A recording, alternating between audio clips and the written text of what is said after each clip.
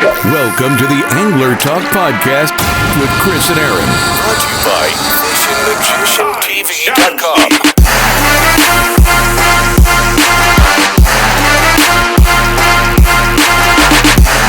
Hey, what is going up, everybody? It is Chris and Aaron back with another Angler Talk Podcast. How's it going, brother?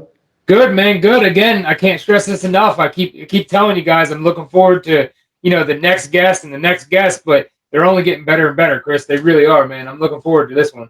I hear you, man. But before we get into the guests, man, how's it going fishing-wise down there in Florida? Right now is prime time for me, man.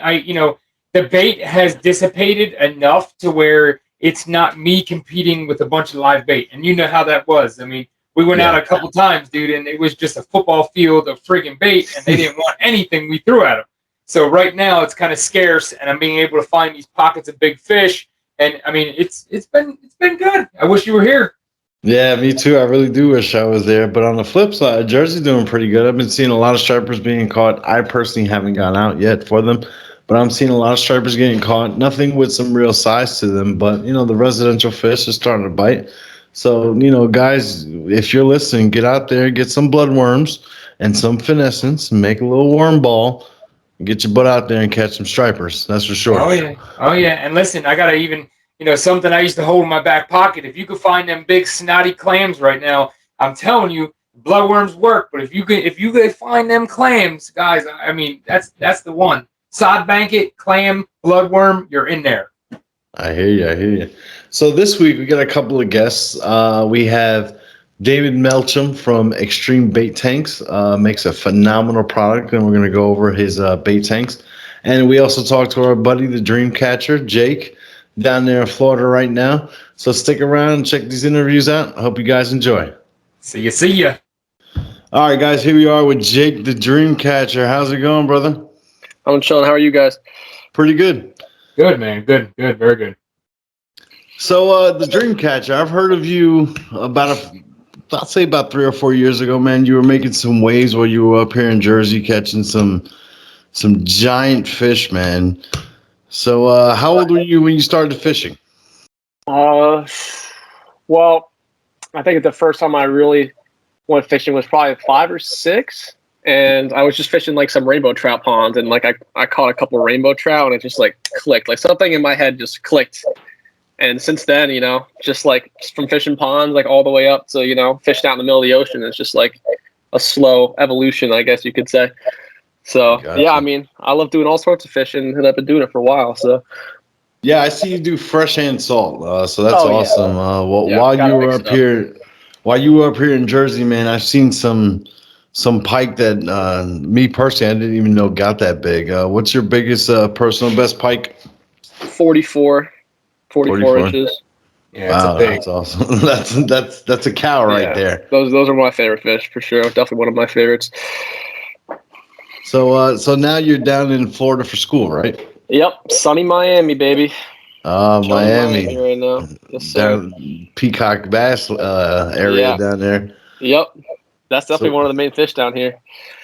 What are you catching over there right now? What has been like your favorite thing to catch? The last thing I just did was I went red grouper fishing out of Naples, which is actually something there I've done before. So that's the last time I fished. But right now I'm actually just waiting for the spring mullet run. I don't know if you've definitely heard of the mullet run, but Miami gets that's usually in the fall, but Miami actually gets a spring mullet run, which it's not like a known thing outside of this area, but in my opinion, it's like probably one of the best fishing opportunities like you could have, like just as far as multi-species fishing. So I mean, when that happens, you'll be seeing some Instagram pictures and probably some videos too. Mostly snook, tarpon. I was doing some redfish when the cold fronts came, so a little bit of everything. Yeah. So Jake, what amped you to start the YouTube channel, man? I know would you start it all the way back in 2015? Do I have that right? Yeah, I actually had an earlier one than that. When I was probably in elementary school, I'd say it was one called Dreamcatchers, and then I lost a password for that, and then I made another one, and just it re-sparked. And I haven't been doing it as much due to spot burning and all that good stuff, but I do love making videos. I'm probably never going to stop doing it, but I just don't post as much anymore because there's too much at risk. There's too much to risk when you post videos. And it's not worth like attention. Like it's just not worth the attention. Like I don't really care much about it. And Jake, I get it, man. I mean, I've seen a few of the pictures, man, that you posted. I can see like my favorite, fishing pier here in Sebastian, dude, in the background of some of them, and I get it because there's times I post pictures, and that night, say it was a Tuesday night, and it was a certain tide. There was me and one other guy out there. It was friggin' amazing. It was epic. The bite was on. The next day, dude, after posting the picture, the spot is filled. I mean, you literally have elbow to elbow. Sebastian is a prime example of an incredible fishery, world-class fishing spot, and like one of the best fishing spots probably in the world at one point in time. That has just completely gone to shit. Like obviously, anyone can catch a big fish there now, but it's nowhere like where it used to be. I mean, even just 10 years ago, I mean, they were catching a ridiculous amount of giant snook and redfish. And now, like, if you get one or two there, like 1 or 2 40s, it's like a really good day there. Yeah, which is sad, but it is what it is. Yeah. So back in New Jersey, let's rewind a little bit. When you got started from a young age fishing for trout, was there certain areas, like was it mostly Pennsylvania, northern New Jersey? Again, I don't want to give away any spots, but was there a certain region that you love to target? Yeah, it's a good question actually. So it branched out. So I mean, it started just fishing local. Like I couldn't dry. My mom would drop me off after school at like a stock pond. I'd mess around with little stock rainbows and browns, and then like as a fisherman, you start to get less and less satisfied. So you got to push yourself more and more and try and find bigger and bigger fish. So that comes with like research, trying new areas. Once I started to drive. Once I got my license is when it just really started going down. I started going out to Pennsylvania, like you said. Upstate New York is where I've caught most of my mega trout. That's like my favorite place to fish for them. So once I started going up there is when I really started to like learn and like understand like how to like really find and catch giant trout. Yeah. Gotcha, man. Hey, so when it comes to gear, like I'm gonna change the subject a little bit, but like as a fisherman, we all have like certain gear that we like to use. Is there anything in particular you like to use? It really depends on the situation. So like being a multi-species fisherman, I mean, you guys are multi-species fishermen too, so you got to have different gear for everything you target. So like I know, like I understand bass fishing. They have so many different rods and reels for like each particular scenario. They're bass fishing, whether they're flipping jigs, whether they're fishing crankbaits, whether they're fishing a wacky rig. It's the same thing with multi-species fishing. Like you got to have different gear for every species you're targeting. So I mean, like if I'm fishing for snakeheads, I'm throwing my 711 baitcaster with a 200 size tranks on it. If I'm fishing for tarpon, I'll be fishing like a 6,000 size reel. Really, it all depends. Like, there's so many different situations, really. All right, artificial or live bait? Down here, live bait all the way. Up in Jersey, artificial for sure. Okay. When I'm down here and I get the chance to fish, I'm going to catch fish. I don't give a fuck. Like, I don't care what anyone says. Like, we're going to catch fish if I'm going to be able to fish. Don't get me wrong. I love my flare hawk thumps. I love my swim bait thumps, but there's no more fun way of fishing than live mullet. I don't know if you guys have ever fished a live mullet. There's no type of fishing more fun than fishing a live mullet. Oh yeah, I mean, there's even like just recently, Jake, I go out on the boat, man, and the guys around Sebastian right now are having a problem finding schooled up mullet. And I got these couple little honey holes, dude, that I take the boat out on, and I cruise super slow with the trolling motor, and I make a cast, and I catch a good half dozen, and I got them in the live well, dude, just in case shit hits a fan, or I see that one sunning friggin' snook up on the sandbar, I could toss something live in his face. Yep. You said there's nothing better, dude. I gotta hit you up next time I'm up there, man. Yeah.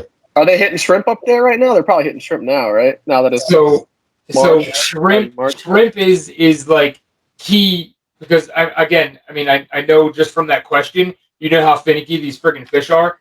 So I've literally come up on 40+ pound snook sitting on the sun, sunning on a sandbar, and they won't take anything, dude. Even a friggin' live mullet in their face, right? But just recently, I started throwing these hog shrimp that a local bait shop's got, and I mean, dude, it is like it makes a difference there. Big shrimp dude. There makes a difference. And another thing I've learned there too is like, a lot of people don't realize that those fish are actually leader shy. Like like a pressured pond bass. Like a pressured pond bass is leader shy. The pressured inlet snook is leader shy fish too. So there's a lot of details in fishing that a lot of people don't understand. You know, it's all experience. I agree. Absolutely. So down in Miami, I want to get back down to these peacock bass because I still have not got one yet. You got to come down, bro. Yeah, I know. I mean, I tried it out once, but I'm not gonna lie. I was in a rush. It was like a quick 15-minute stop. I threw in a little jerk bait. What's your PB? Peacock. 6.5. 6.5. I'm gonna be honest. Peacock is like one of the fish that I care least about down here. Really? No disrespect to them, but there are so many cooler fish than a peacock bass down here. I mean, like, don't get me wrong, I love peacock bass, but I fish for them like once or twice a semester. They're pretty easy fish to catch, but holy shit, are they fun on my tackle? I'll tell you that. You doing the old Monster Mike thing with some Wonder Bread over there? Yeah, for the grass carp, I'll fuck around with. Yeah, or Paku love bread. Yeah. So I got fishing. this past weekend, you went out fishing. You got that big red grouper I saw you post on your Instagram, man. That was a hog. Did you eat it? Oh yeah, tasted so good. It definitely did. Yeah, it's my first time ever going offshore like that. We were like 54 miles out in the Gulf of Mexico too. I mean, you go that far out and you're still only in 100 feet of water, which is so cool. Yeah. So yeah, that was like a 16, 17 pound red grouper. Just fishing I was literally just fishing a Spro bucktail, just like fluke, just a strip of snapper on a Spro bucktail, just like snookfish. I mean, sorry, fluke fishing, just pounding on the bottom, like so fun.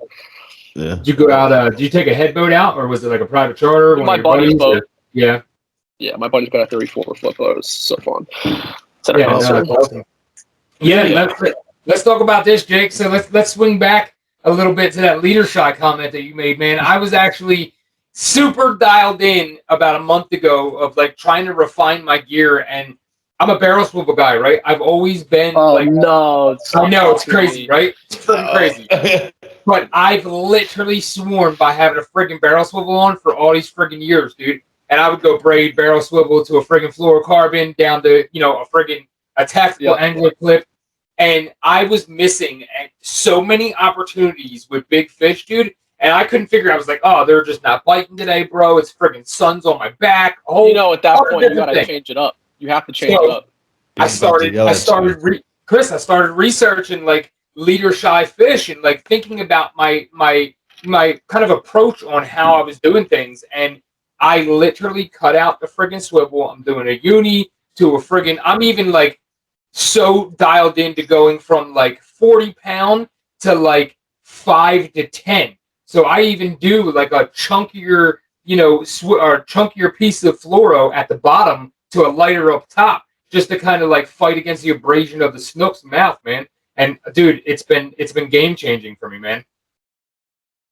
Absolutely. I hear you guys, man. And speaking of snook, it's one of those fish that's a game fish, just like the striper. It's a big sport fish in Florida. It's the Florida's version of a striped bass for sure. Right, for sure. And from what I heard from when I was down there, a lot of people say like it's one of the best tasting fish. Absolutely. I stand by that. Absolutely. Definitely one of the top 3 in my opinion inshore. Like but it sucks that they taste so good because it's really a shame that they taste good actually. But honestly, you answered my question. I was going to ask you if you eaten one. Honestly, I don't think I've ever asked Aaron if he's eaten one yet. Nothing better than a Sebastian snook. Sebastian slide, 32 incher.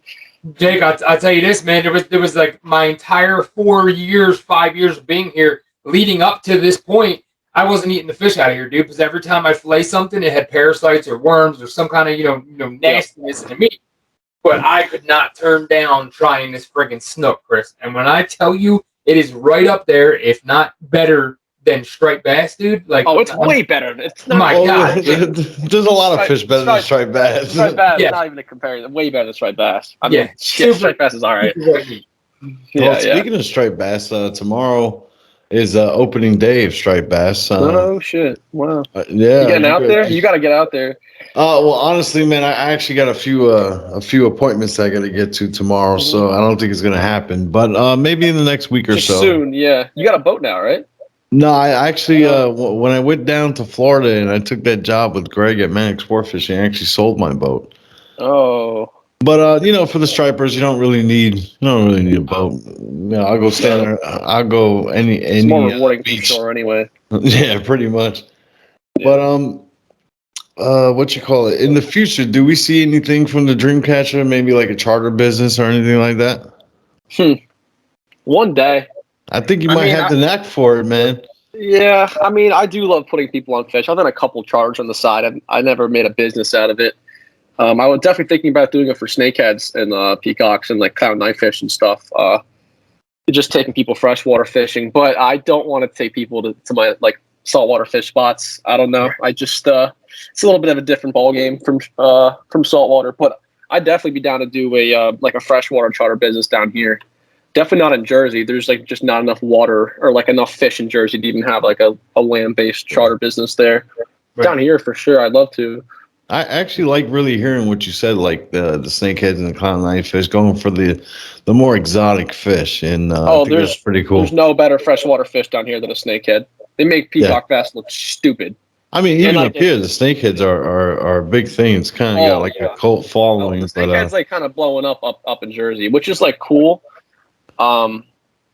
Like I like that people are like branching out and stuff too. Like there's more than just bass. Like there's going to be more and more snakehead every year. Like they just spread like wildfire, which is so cool. I love snakehead. So the more the better, in my opinion.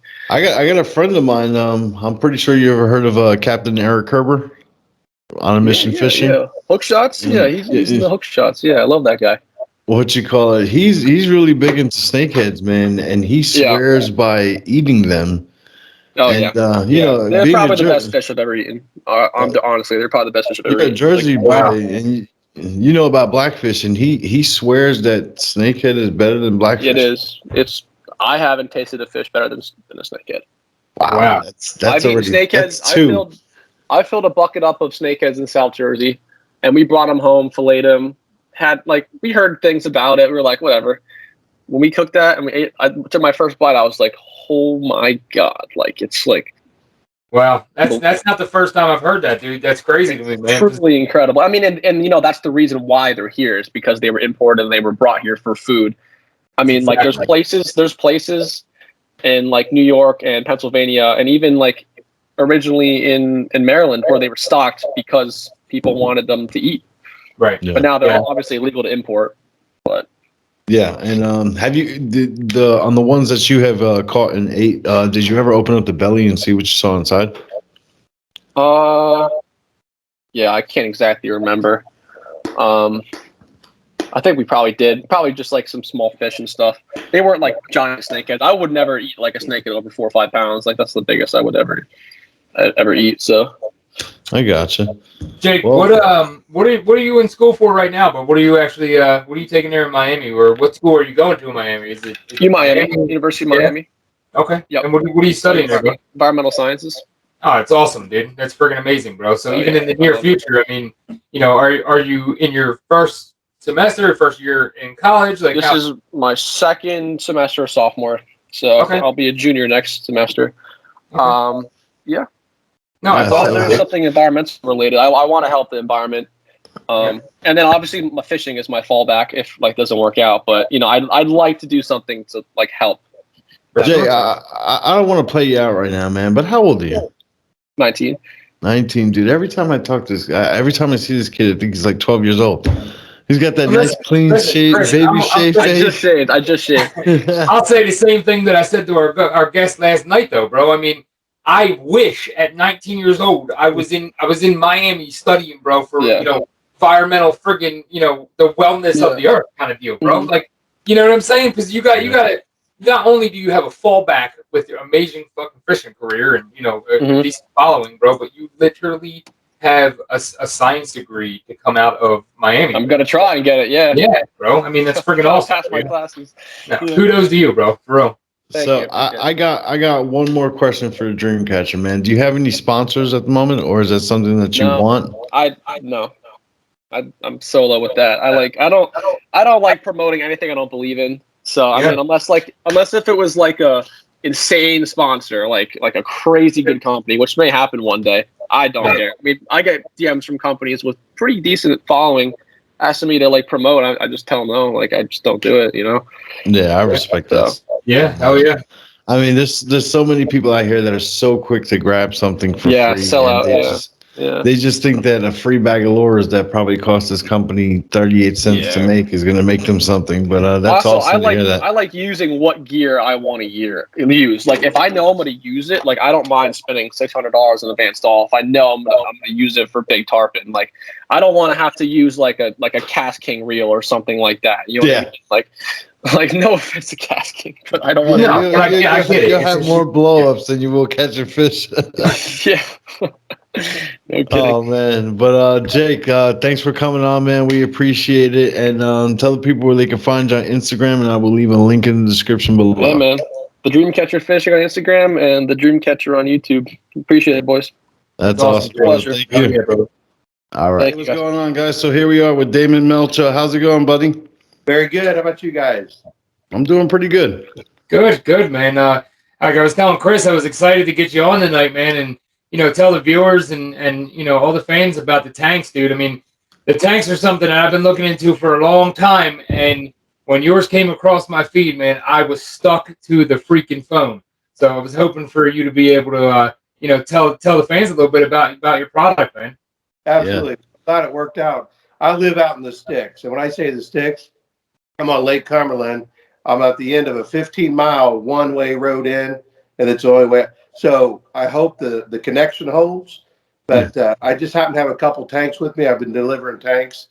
Had a couple left in the truck. So, yeah, if you want to, I'll do what I call the tank tour, which really gives you the A to Z without really getting into the nuts and bolts. The tank, that's where the questions can come in if you have any.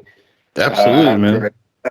Yeah. So if you want me to do that, I'll go ahead and start. Is that all right? No, please. Yeah, absolutely, please. All right. I can't wait to see this.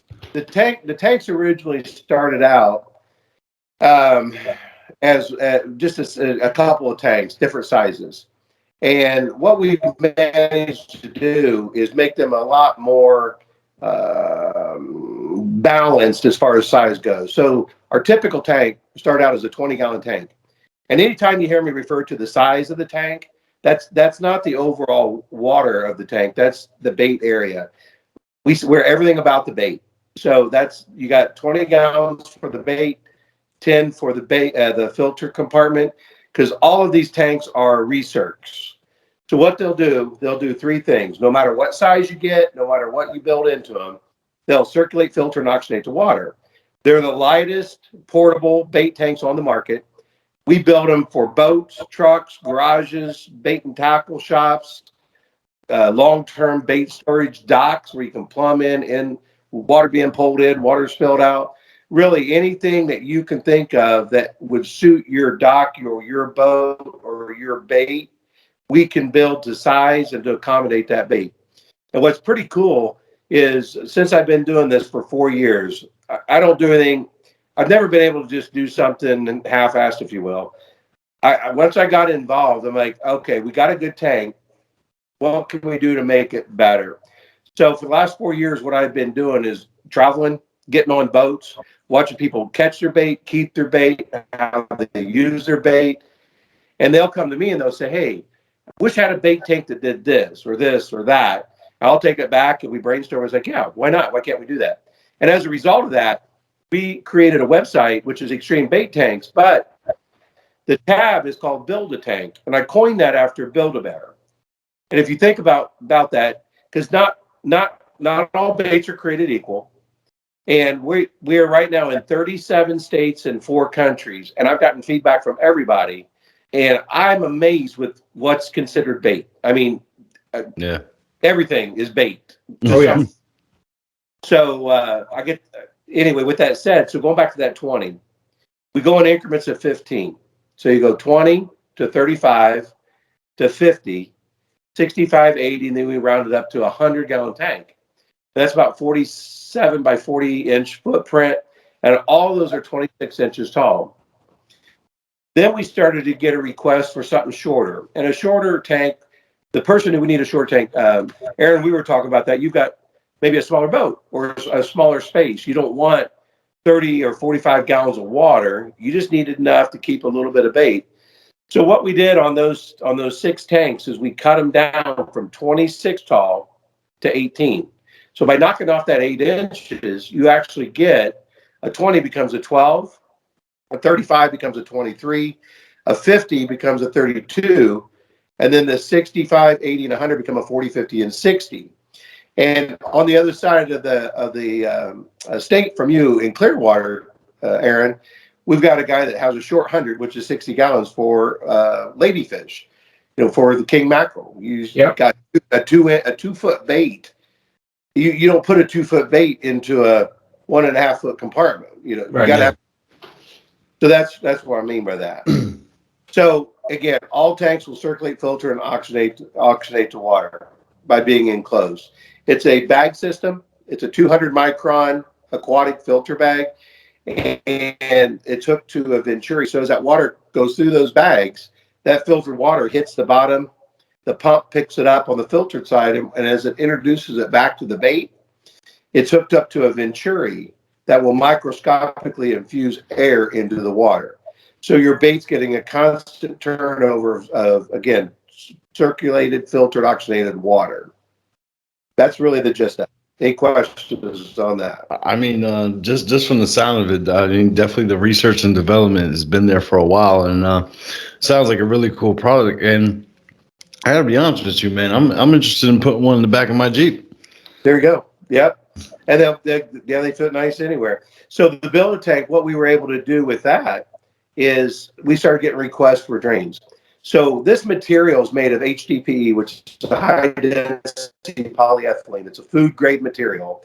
And we like that because not only can we work with it, but it has antibacterial properties. So if you keep your tank clean, you don't have to worry about your tank growing and getting a growth in there and something that could potentially harm your bait.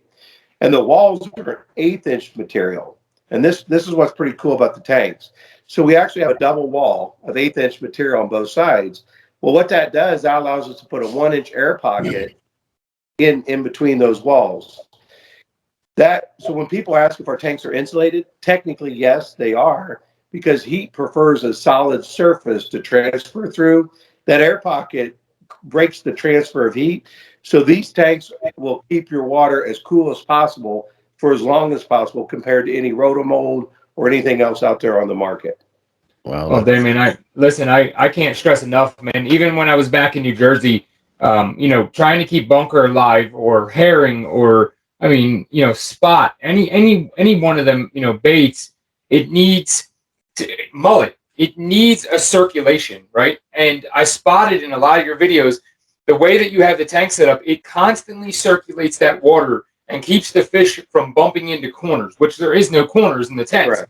So, with a lot of these bait tanks that I see on the market, man, they're either square to fit in the boat or they're built into the boat themselves. And listen, if you're just doing a quick flip the net, cast net kind of deal, and you're not really caring about the quality of your bait or the longevity, go for it. But when it comes to longevity and it comes to the healthiness of your freaking bait, dude, the circle tanks are a must. I mean, it goes literally in a circle, filtrates the freaking water, keeps the heat out of the freaking water. I mean, guys, if you're listening to this, I can't stress enough, this guy's friggin' tank has been designed for your bait. It's not to make it look cool. It's designed for the longevity of the bait, which in turn catches you fish. So yeah, and to piggyback on that, Aaron, I'll tell you. So what I've learned, I call it the 4 categories of bait: the region of the bait, the size, the quantity, and the type.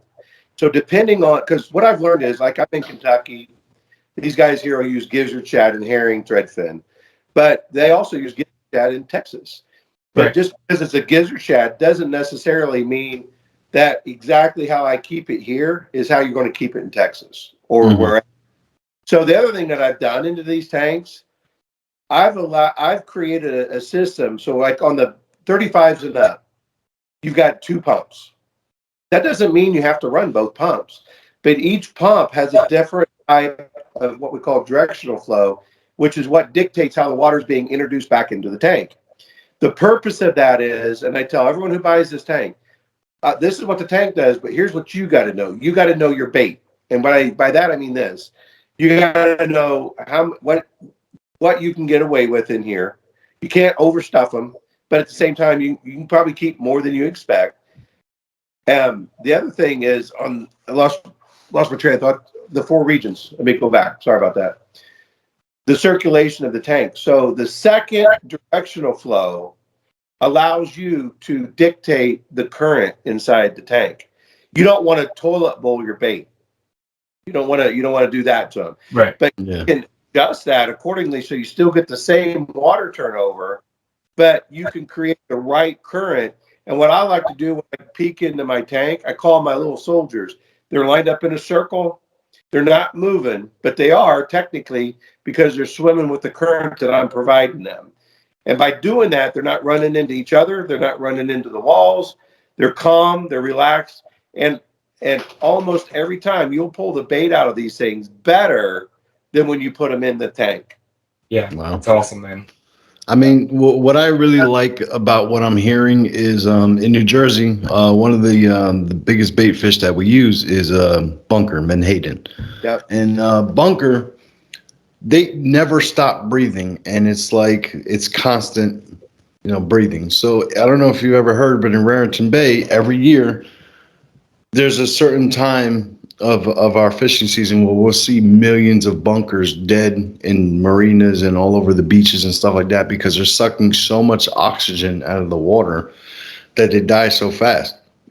Now, if I'm going, let's say I want to go offshore and let's say I want to use bunker and I know I can, on your 100-gallon, I could probably put, I'll say 30 baits, 40 baits maybe. I'm confident enough. I'm confident enough that they're going to stay alive in your bait system, and I like that a lot. And I'll tell you something about the bunker. You're aware of the U.S. Open out of the Carolinas for king mackerel? Yes. In 2020, our tank helped win that $40,000 purse. Nice. And here's what happened. It was a 3 tournament. Bunker was the bait. The storm came in, and on day 3, nobody could catch bait. My guy had bait left over from 2 days ago. Wow. And as a result, 11th hour last catch, he caught the winning fish that put him in the first place. That's awesome, man. Yeah. Yeah, no, that's something, again, like we were talking about longevity, man. I've seen you have a design for skipjack, right? So you have a tank specifically designed for a bigger species of bait and to keep them alive, right? That's correct. So what Aaron's alluding to is about a year and a half ago, and I've known about skipjack. So down in Tennessee, they've got a herring skipjack that can go 22 inches. Wow. They've got some monster striper. The record for Tennessee, I think, is 61 pounds. But they like to feed them these huge skipjack. Oh, yeah. To keep them alive. What they would do down there, they would do what they call hook them and hang them. They would catch the skipjack, put them on a hook, and then put rods over the sides of their boat while they fished off of a balloon out of the back. So if they ever needed another skipjack, they got one on a hook that they could. That's the only way they could keep them. So someone said, if you can figure that out, you're going to be a hero, because no one in the history of bait tanks has ever been able to do that. Well, the tip I got was black walls. And there was something about the black wall, and you couldn't order the material unless you ordered the whole kit and caboodle. And I didn't want to do that without knowing anything. But my point is, I landed a sheet, and I was able to build that in. I sent 2 tanks down to Tennessee. And and what I was hoping to accomplish was a day on the lake. To be able to catch them, have the day on the lake, have skipjack right there. But we've been able to keep not 1, 2, 5, but 30 in that 100 for 3 days. And people are like, this is crazy. It's never happened. That same design has then filtered over to the smaller tanks. And what we've learned I'm going to show you here in a minute when I show you these tanks. So we started putting black into the smaller tanks. And Aaron, you're going to get one of these as a result, so you can see what I'm talking about. But what we discovered was, take gizzard shad. I don't know if you've ever used them or seen them, but depending on the water that you catch them out of, they can look very pale, very lethargic. They put gizzards in these tanks, and the next morning woke up, and my phone's ringing off the hook. They're like, I can't believe what I'm seeing. And what they were telling me was The colors that came back to this bait was, and these are guys that've been on the water for 30 years using this bait. They've never seen uh, gizzard shad with the kind of colors that they had in these things. So what we've discovered was it that black, even in broad daylight with the lid open, there's something about down below. It just blacks it out, darkens the bait. They can't see. So all they got is their feel, and that's where that current comes in. And that's what they do. Mm-hmm. So it's been an amazing benefit beyond expectations for not just skipjack, but all baits. Yeah, absolutely. Keeping your bait healthy is a necessity, and especially when you want to go out fishing first thing in the morning at first light, you don't want to waste time catching bait. So if you can catch bait, the day before or a couple of days before, I am 100% sure that it has no problem staying alive in your live well. No doubt. Well, just as a point, so the guy down on Tennessee that had this tank, that's what they would have to do. So if they've got a paid customer on their tank, the customer is spending the first 2 or 3 hours hoping they catch bait because no bait, no fish. He now goes, there's multiple dams down there. So he knows where the skipjacks are easy to catch. He can go in, load his tank, go to bed, hit the water, and man, they're fishing right out of the tank day one. Now, they're still going to try to catch some skipjack to keep some new ones in there, but they don't have to worry about it if they don't because they've already got bait. Exactly. And, being a charter captain, I know that you want to keep your customers happy and you don't want to spend the majority of your morning catching bait. You want to get them on the fish. So this is definitely a product that I see in the future, possibly every single charter captain getting. And I hope they do. Yeah, me too. So I'll tell you a couple of other features about the Build-A-Tank. So like I said, they initially came with 12-volt systems. So about 2 years ago, I got the idea of how nice would it be to plug this into the wall with a 110. So I did some research and I found these magnetic drive pumps that produce very, very little heat. And I created the same system with the Venturi, the return into the tank. So now customers can order a tank with not just the 12 volt, but with a 110 as well. So if you're doing a 2 or 3 day weekend, you can fill your tank one time, hopefully, use your batteries during the day. You get back to the dock, you disconnect from your battery, you plug the tank right into the wall. You wake up in the morning knowing that your tank's good, your bait's good, and your batteries are charged, and you repeat. So let me stop you for a minute, right? Sure. So listen to this, right? I have a horror story. So I went to a flea market years back in New Jersey, and I bought this 50-gallon, blue barrel, and I thought this man was a genius. He had 2 sub pumps hooked at different sides of this 50-gallon barrel, right? And it was a 12-volt system. So I think I'm one up in this thing. I think I got the best friggin' live well known to man. I'm putting killies, the minis in these friggin' things, and I'm selling them, and I have this whole operation going on. I must be freaking 12 years old, right? And I thought to myself, I'm like, I can't afford batteries because, my battery would die. I had to wait. Everything would die. I'd charge them again. Yeah. I wired myself. I cut my grandmother's lamp and I wired in the friggin', the male end of the lamp onto the 12-volt pumps, not knowing it needs 110. Plug it smooth into an extension cord, fry the friggin' live well. So the option to be able to do that when you get off of your boat, dude, it's game changing because again, even here in Florida, trying to find a location to park your boat and with power, mind you, right? With power is a pain in the ass. So you're able to take your live well off and plug it in, keep your bait friggin' aerated the entire time while not killing your batteries. Again, another game changer, So what I tell people is you've got to, again, those are the 3 things a tank will do. The responsibility that you have to your tank. The 2, number 1, in my opinion, are managing the water temperature and managing the ammonia. And the ammonia is going to come differently based on the bait, the size, how many, and that. And if you catch your own bait or if you buy your own bait. So, for example, if you're buying store-bought bait, they may have been there for a couple of days. They've already pooped. They've already gotten rid of all that stuff. You're putting a relatively clean bait into your tank. Yeah. Mm-hmm. But if you're netting your own bait and you're dumping them right in the tank, which you can, you've got to be conscientious of what you're putting into the tank. So if you're going day 2, day 3, there's what we usually recommend what we call partial water changes. So that way you can flush out the ammonias. You don't want to drain the tank and put in all new water because that's going to stress your bait. The less stress, the better. So if you can just do a partial water change on those baits that need that, that will also manage the water temperature as well, provided you're aware of your water source.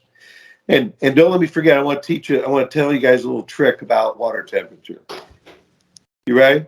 I'm so listening right now. Oh yeah, fuck, yeah. So when you start to get into summer, most people draw water. They either fill it with their hose, they're going to put a dechlorinator in there, right? They got a creek, a well, or from the lake. Well, the problem with the lake is your surface water. What does your surface water get where you're at on the hottest days of summer? I think the hottest I've ever seen it was in the upper 80s. Okay. And if you're catching bait 20, 30 feet deep or more, like we are here, they're not 80-degree water. They're in that 70, 60 degree bracket. You go putting 60-degree bait in an 80-degree tank. Oh, yeah. It's going to shock them. They're not going to work. So have you ever seen, and I'm going to see if I had one laying around, but they're thermal guns. They shoot a little laser and they give you a surface temperature. Yeah. Yep. $20 investment. Right. Yeah. Bait's Smart. cold-blooded. We were in Massachusetts. We're in 200 foot of water. We're catching the cold water herring and some pollock. I can't remember all the different things we were pulling out. Pollock and haddock. Thank you. And we're 80 feet deep, and we're looking at each other. We're like, man, I really wish we knew what temperature they were at that depth. And I had that thing in my hand, and I shot the bait. They're cold water. They gave me my temperature. Nice. We just adjusted the tank accordingly. So what I tell people now, if you're not sure, especially in those deeper, when you're going deeper for bait, shoot your bait, get your temperature, set your tank at the same or 5 below in that area. And that way you're not transferring them from a cold to hot to whatever. And it's better on your bait so you don't shock them. That's awesome, man. Neat little trick. Yeah. So you said you had some baits over there some tanks over there with you? I would love to see them. I can flip this camera, and I believe we can get what we're looking for. All right? Absolutely. I can't wait to see this. Woo-wee, ladies and gentlemen. All right. That's nice. So what you see on my left over here is a 12-gallon tank. So that's a short 20. Over here is a 35. That's 26 inches tall. So as build a tank, like I said, we could put the drains in them, 110s. And if you can see in here, is that showing up at all? Yeah. Oh, yes. Yep. Okay, see that big, over here, that big, like, disc? Yes. That's the 12-volt pump. That's the one where it's more of a water exchange. You still get the turnover, but you don't get much current with that. Whereas over here, on the far right, that's more like a garden hose. So that's what gives you the current. And that one's adjustable. So you can go down to the floor or against the wall, depending on what you want for a current. The one in the center is the 110. We've got the light down at the bottom, and those 2 screen caps down at the bottom. That's where the dirty water goes into the back, which I'll show you, into the filter socks. Now over here on the 12, you see 2 of those discs. And the reason for that was the 12, the 20, and the 23 only have one 12-volt pump. So we either hook in a backup, if a customer wants a backup 12-volt. That way, if they're only got one 12-volt and their pump fails, they've got a built-in backup and they don't have to stop their day. Yeah. Or we can put in a 110. Now, typically, I don't put 110s on the smaller ones, but this one I can tell.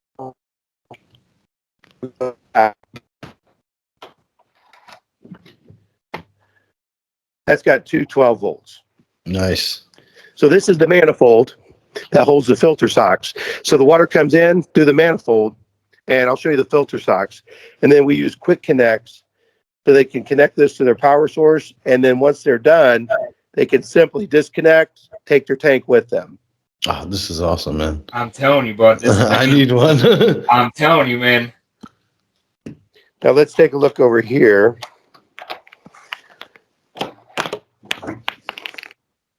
All right. Same thing. We got two 12-volt pumps.